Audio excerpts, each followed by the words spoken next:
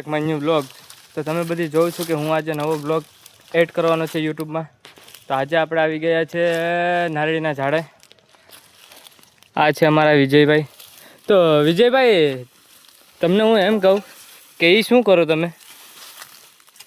હે વિજયભાઈ? ખાતર નાખીએ હોય. આ ટૂંકમાં આ નારળીના જે પાન ખરેલા હોય ને એને ટૂંકમાં સાઈડ કરી ને આમાં મેગ્નેશિયમ, પોટાશ ને એવું ખાતર આવે છે કે નારળીના ગ્રોથ માટે. એની માટે આ બધી કામગીરી ચાલે છે. એકચ્યુઅલી આ નારળીના થડમાં એક દવા તો ઓલરેડી ચડાવેલી છે. આને કહેવામાં આવે મોનોકોટો. આ સ્પેશિયલ નારળીના ફળ માટે હોય કે અતિશય વધારે નારળી ગ્રો કરે એમ. એટલે તો તમે બધી એ જોયું જ હશે કે મારા વિજયભાઈનું કામ કેવું છે ને અમારું કામ કેવું છે.